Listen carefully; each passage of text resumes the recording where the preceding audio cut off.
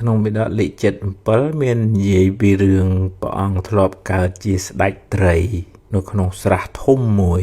ក្នុងពេលរដូវប្រាំងហ្នឹងវារីងរាំងអស់ទៅក្អែកថ្មាតអីចុះមកចឹកស៊ីញាតិរបស់ព្រះអង្គជាត្រីដែលនៅក្នុង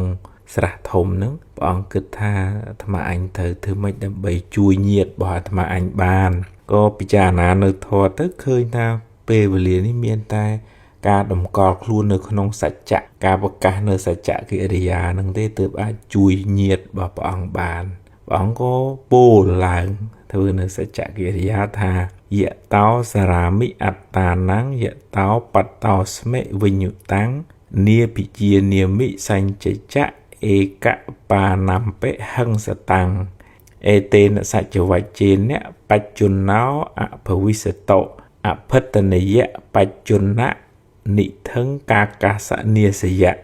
កាកាំងសោកាយរន្ធេហិមច្ឆេសោកាបមោចយៈប្រែមកវិញថាតថាគតរលឹកឃើញនៅខ្លួនក្នុងកាលណាតថាគតបានដល់នៅភាពជាអ្នកដឹងក្តីក្នុងកាលណាក្នុងកាលនោះតថាគតមិនដែលខ្លែងបៀតបៀននៅសត្វមានជីវិតឡើយ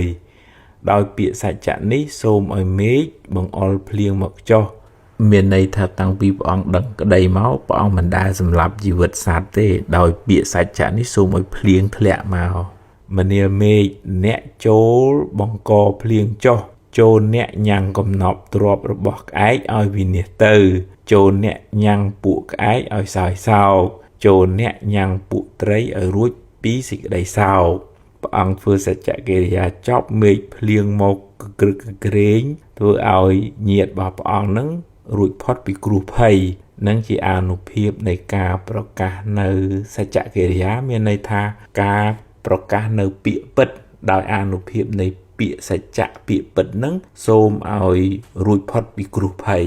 ពាក្យសច្ចៈនឹងមានបារមីចឹងមែន